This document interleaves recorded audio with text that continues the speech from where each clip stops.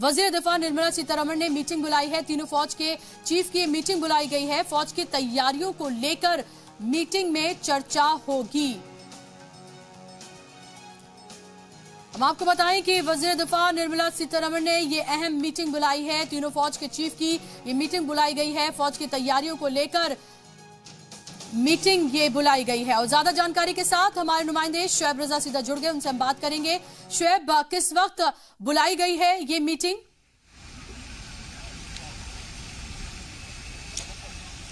देखिए बुशरा, चूंकि कल से ही हम देख रहे हैं कि जब से सेना ने जो एयर स्ट्राइक की है उसके बाद गीदड़ भपकी पाकिस्तान दे रहा है, उसके मद्देनजर भारत भी अपने तमाम जो इंतजाम है उसको मजबूत रखना चाहता है और वो अलर्ट पर है, तमाम सरहद अलर्ट पर है। उसी के मद्देनजर रखते हुए ये मीटिंग बुलाई गई है। और ये क्योंकि डिफेंस जो मिनिस्टर है निर्मला सीतारमण, वो इस मीटिंग को ले रही है और तीनों जो सेना के अध्यक्ष है या तीनों सेना के जो सरबराह है वो इसमें शामिल है।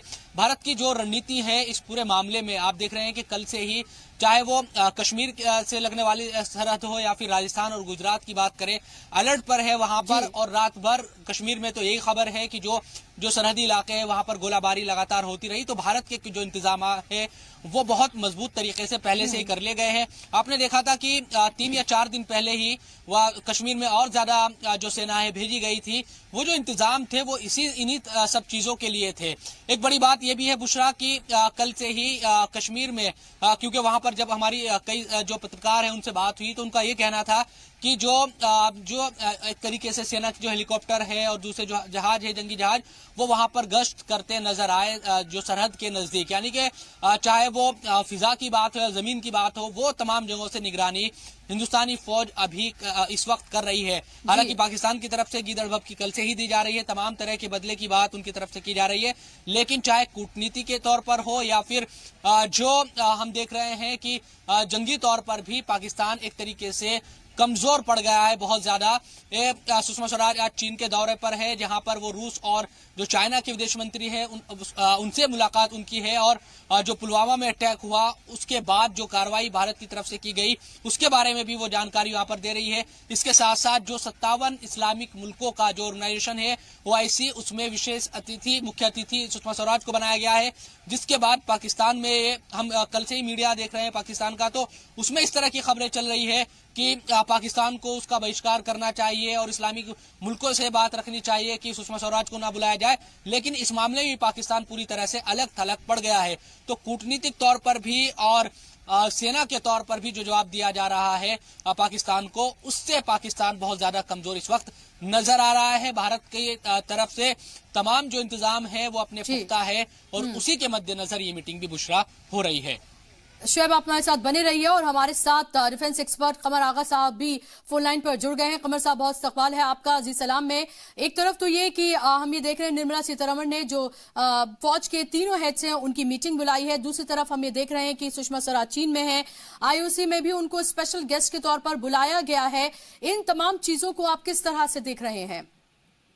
देखिए, हिंदुस्तान का एक बड़ा क्लाउड है, बड़ा इन्फ्लुएंस है इस पूरे रीजन में।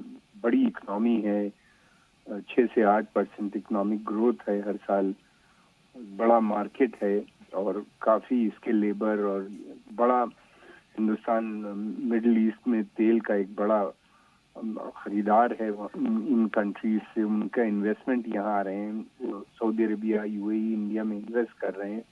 वो ये देखते हैं कि भारत में इन्वेस्टमेंट से उनको इकोनॉमिक फायदा है और इंडिया को भी फायदा है, उनसे तेल मिलता है, करीब में है, हमारे संबंध बहुत अच्छे हो गए। इनको देखते हुए OIC में भारत को और बुलाया जा रहा है। दूसरी बात ये कि भारत में इस वक्त जितने मुसलमान हैं पाकिस्तान से ज्यादा है नंबर में मुसलमान हैं और शायद दूसरा बड़ा मुसलमान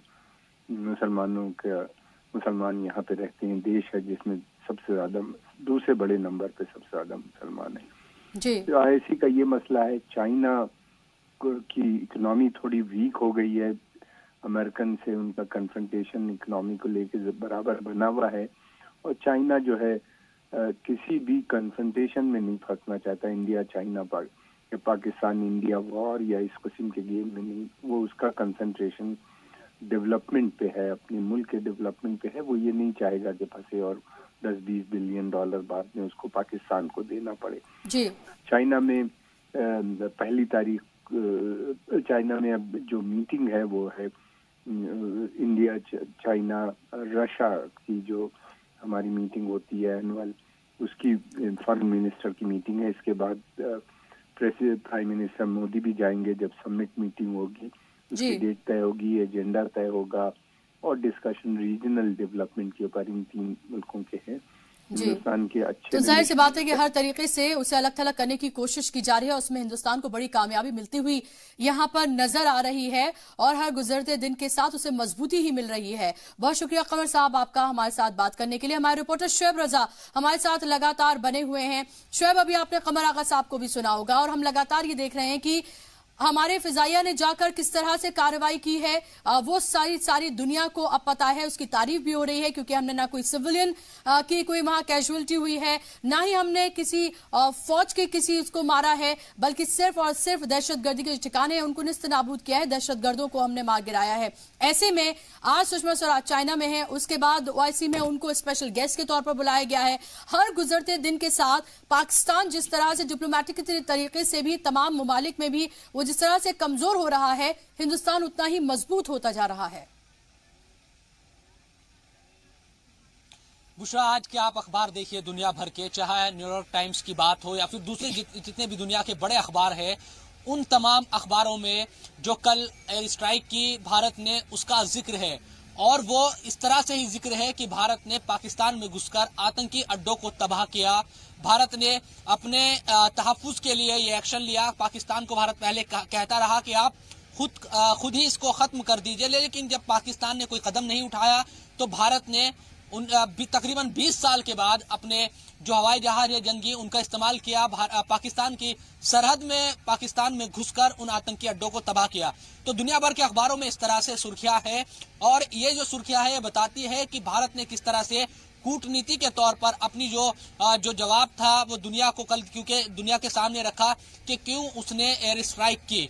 तो उसमें एक एक शब्द को आप सुनेंगी। जब विदेश जो सचिव है वो मीडिया से मुखातिब थे तो उन्होंने कई बार ये कहा कि नॉन मिलिट्री जो ऑपरेशन था और वो ये चाहते थे पहले से भारत लगातार कहता रहा पाकिस्तान को आप अपने जो आतंकी अड्डे हैं, जो जैश ए मोहम्मद के ठिकाने हैं जहां आतंकियों को ट्रेनिंग दी जाती है, उनको खुद तबाह कीजिए, नहीं तो भारत ये एक्शन लेने को मजबूर हो बात है। और जाएगा। अभी भी इसी में खैर है कि जो बचे रह गए हैं उनको वो खुद तबाह कर दें, लेकिन फिर से हिंदुस्तान को फिर आगे आना होगा। बहुत शुक्रिया शुएब आपका इस तमाम जानकारी के लिए। और इसी के साथ इस बुलेटिन में बस इतना ही।